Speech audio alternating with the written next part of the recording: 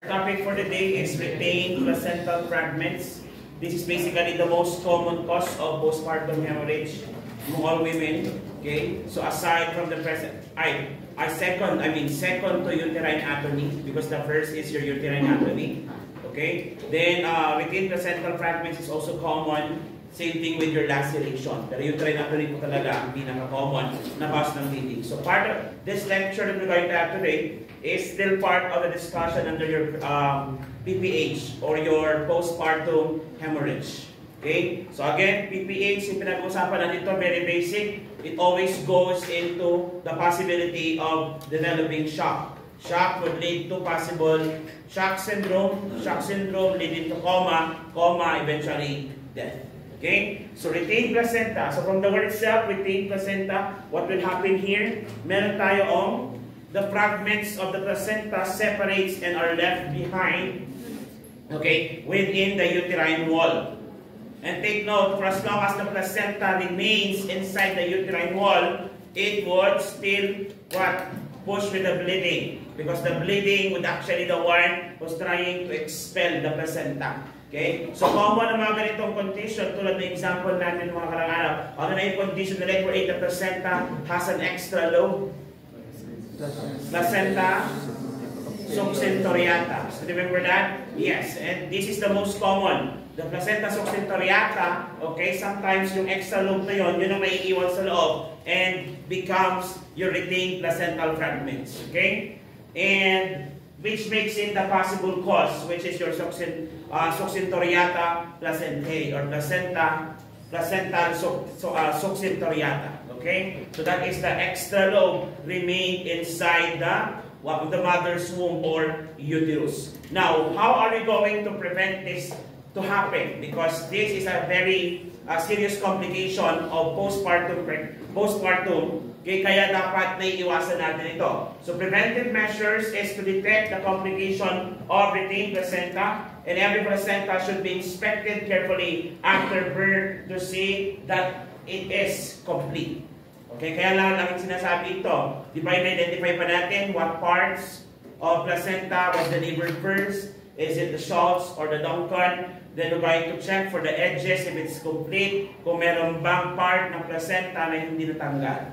Okay? And after that, the physician or even the midwife or the nurse would now do the manual evacuation technique, wherein you're going to insert the sterile glove hand inside the mother's uterus and try to scrape whatever is left. Instances pa, they even use curette to finish the job.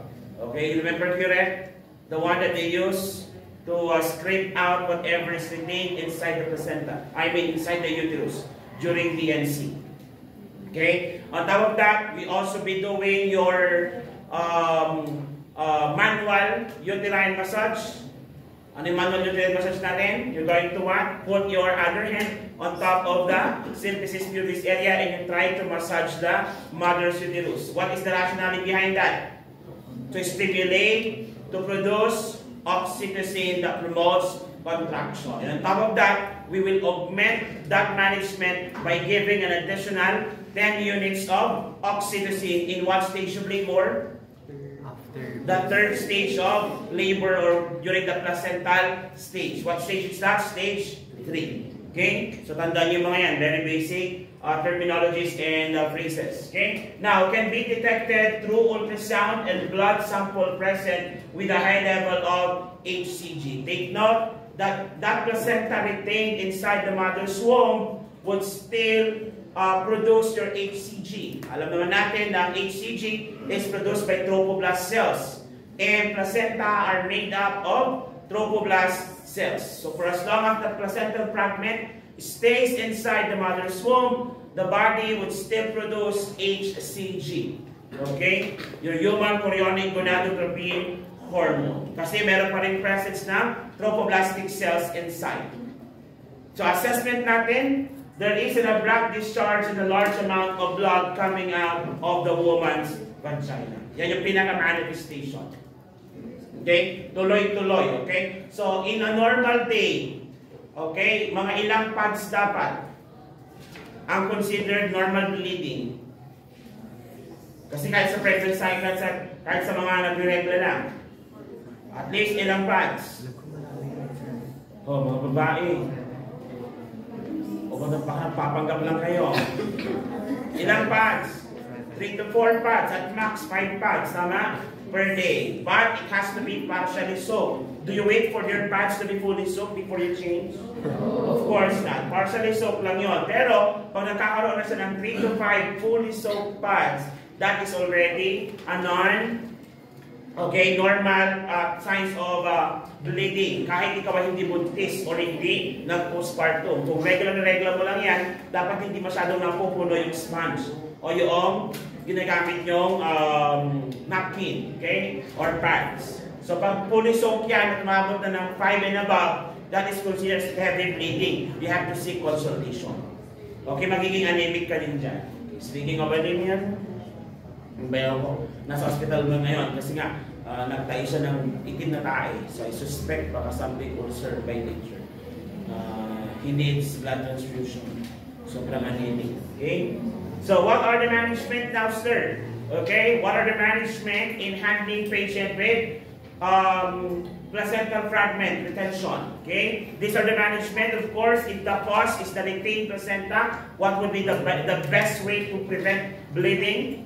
To remove the placental fragments. Okay? Removing the placental fragments is necessary to stop the bleeding. And there are several ways on how to do it: under manual evacuation or through dilatation and curettage. Okay? Through dilatation and curettage. I have told this story sa isang group ko na na-discussan, pero yung na-visit namin before is something to do with infection. Wherein, naiwan yung pads dun sa loob. Di ba may vaginal pack? To stop the bleeding, we put vaginal pack. Kadalasan ang ginagamit sa area is the napkin. The maternity napkins. Remember that? Yung isang buong napkin o yung nakalahati, pinapasok sa vagina, and they would put it in that part, they would stay that until mag-stop yung bleeding, for at least within 48 hours. So dapat within 48 hours, wala na masyadong bleeding yan. And nagkataon na, nakalimutan ata ng mga staff, nung nag-home visit kami, yung mother, malinis naman sa katawan, pero ang baho niya. So we're actually wondering, ba't ang baho-baho ng mother na to? Check namin, ma'am, kailan kayo ng anak? Sir, magpo 4 days na po. 4 days pa lang ng baby nyo. Ma'am, kamusta yung discharges nyo? Wala naman na, sir, pero ang baho po talaga eh. Hindi ko rin po alam kung bakit. Babalik nga po sana kami ngayon sa hospital. Ma'am, okay lang sa inyo? Mga nursing student po ito, check po namin. Jene, sir, ma'am, okay lang sa inyo. Though, tutulungan ko po sila, ma'am, i-assist ko. Pero may gusto lang ako pong i-confirm. Suspect ko na talaga yun, baka may naiwan na pads. So, then and true, pinayagan niya kami, pinasilip niya. Pag ganun namin, medyo sa ganun, okay, so mag-sterile gloves ka, check mo, i-IE mo lang. O, ganyan niya. Sir, ba't parang may tela? Sabi niya. Okay. O, sige, ma'am, sige tayo ka na, ma'am. Ma'am, sige ma'am, punta ka na ngayong araw. Okay, baka kailangan mo mag-antibiotic, tapos may kuhan. So, hindi ba delikado yun? Ma'am, alisin lang naman po yan, ma'am. Pero hindi namin alisin dito para sa hospital lang po siya alisin. Okay. So, punta sa hospital, tinanggal, then ito nga. Yung pack, yung vaginal pack. Okay, nakalimutan tanggalin. And all blood na siya. Parang na siya, cirrhotic, yung brownish na yung kulay. So, kaya medyo mabaho at malansa. Ligo naman siya ng ligo, kaw-kaw naman daw ng kaw. Tinanong ko pa nga ma'am, naligo na po ba kayo? Baka kasi, well, ma'am ha, Ilocano kayo ba? Ganoon ba ako? Kasi may mga sa Ilocano kasi may belief na bawal mo nang maligo. Magtanggad ka, mamunada. So, yung mga Ilocano dito, yung tagtanggad, mamunada. Nung kayayanak mo ka lang, kapapanganak mo ka lang, bawal kapag maligo. Baka ka lumapasma ka, sobrang hangin, hindi ko alam kung saan papasok. Diba? So medyo anton nga lang. And process for infection might be, baka i-confine po yun for antibiotic. Okay? So to stop the bleeding, okay? Kasi pwede tayong gumamit ng vaginal pack, lalo na pag ang cause ng bleeding is your vaginal laceration. So pwede pa lang mapunit yung vagina? Yes. Okay? Pwede mapunit yung vagina, pwede mapunit yung cervix, pero ang pinaka-common is mapunit yung perineum. Yung perineum kasi yung pagbuka ka, yun nakikita mo. Pag bumuka ka, nakikita mo ang vaginal wall, hindi. Vaginal opening, yun ang nakikita mo. Pero hindi mo nakikita ang cervix, hindi mo nakikita ang vaginal, internal vagina, the vaginal wall. Ang nakikita mo dyan is the perineum. Consists of the labia sisters. Am I right? The labia sisters, majora and minora, with their cousin, clitoria. Am I right? Yes, clitoria. And their long lost cousin, anus. So, yung part, bakit? Yun naman, okay. May nag-try din pa sa inyo magpasok ng catheter. Madalas nangyayari ito ha. Baka pagpunta nyo ng catheter, pasok kayo ng pasok. Yung palang tinutusok nyo yung clitoris na yun. Magaling na. May ganun kasi. Akala nila yung clitoris, yung mismo yung butas. Hala, vagina. On top of that is the urethra, di ba? Then on top of that is the clitoris. Okay. Basta alam lang nila, nasa taas yun ng vagina, sabi nila. Kaya ginawa nila, ganun sila na, di ba yung clitoris kasi medyo may pabilog konti. Kaya akala nila yun yung open, tusok sila ng tusok. Hindi naman ng nanay. Oo, pasok. Imbes na discomfort ang maramdaman, nakapahawak sa unan.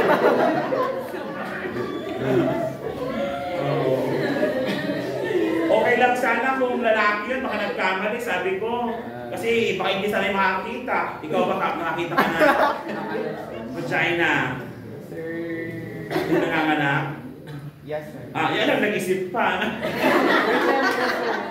O, di ba? Okay lang sana ikaw lalaki.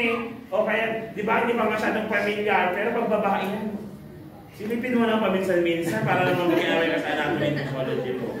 Okay. O kaya kasi hindi mo nakikita kasi madam mo na. So magpa-grass cutter ka.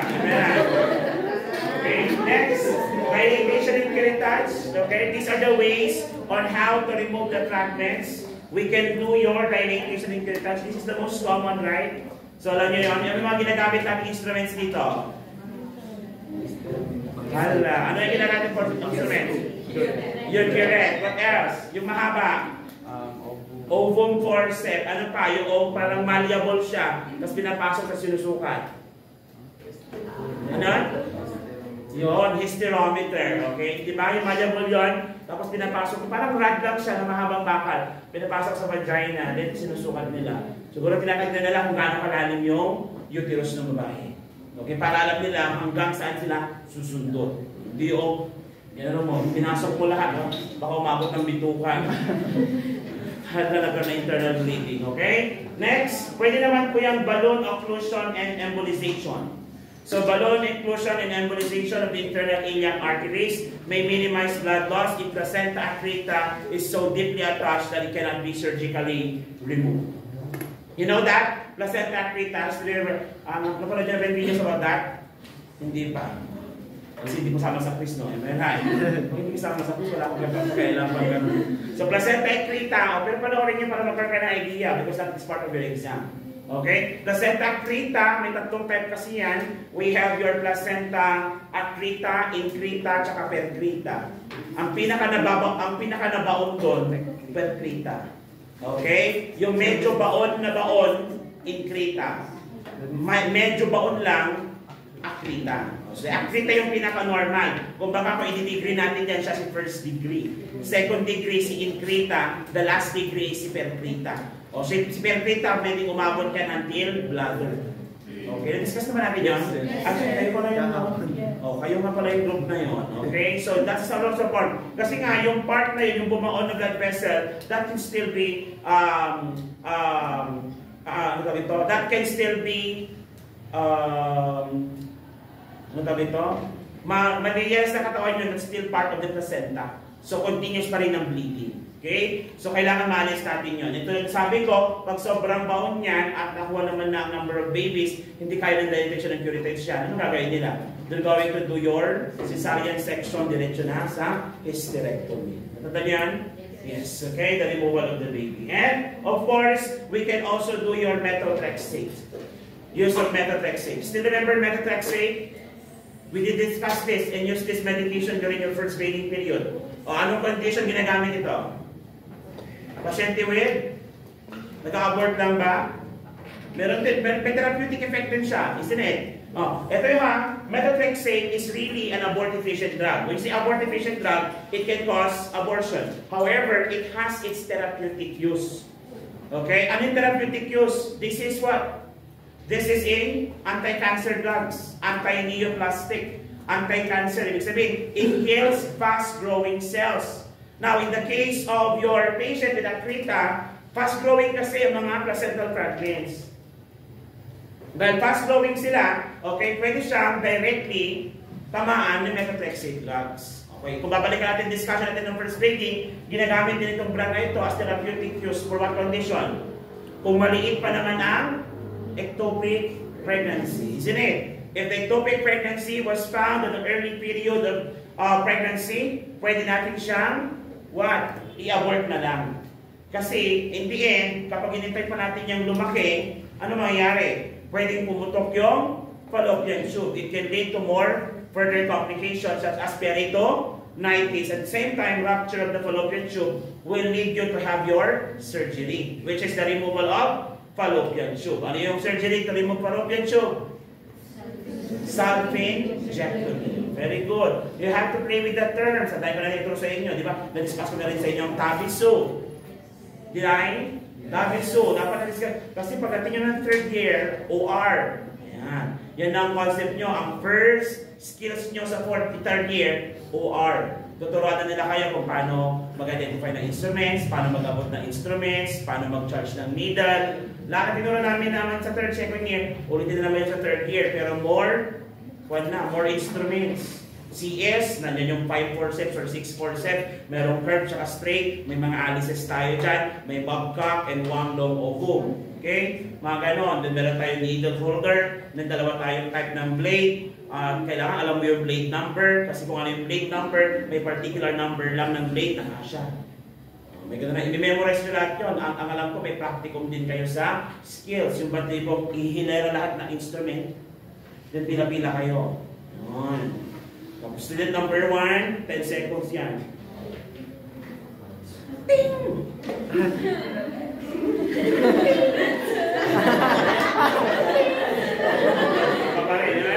Yes, may ganun kayo.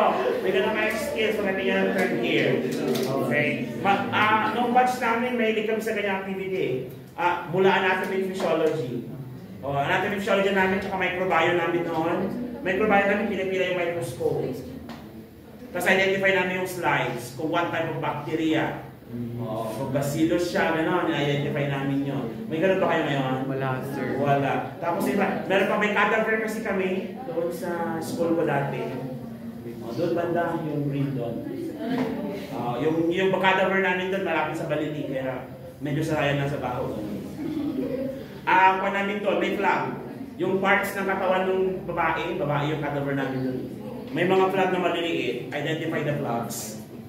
Oo, meron yung isang cadaver doon, hindi ko lang, parang naman mukhang office, parang gano'n. Kasi yung maitim na yung mga organs niya, hindi mo na ma-identify. Hindi ko nga alam kung meron pa ngayon yung ano. Okay, mahal naman ang cadaver. Ang school pa na may cadaver dito dyan. Okay, kasi may med school sila. Tao? Pwede naman anatomy and physiology lang, kaganyan ka lang sa harap.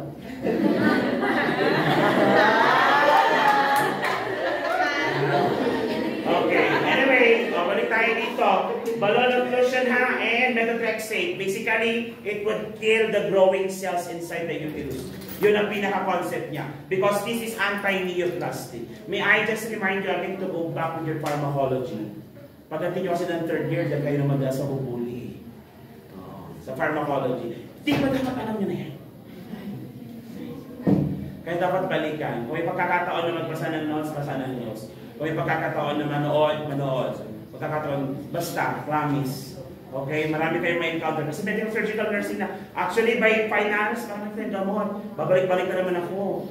Tapos, ang narinig ko lang na response, silencio. Dapat nga kung aabot ako sa discussion ng PIDYA, ngayong midterm, kasi hindi po part ng PIDYA, kasi video ko na lang siya pa-isisend. Ang dami naman gamot na pag-uusapan doon. Upper, lower.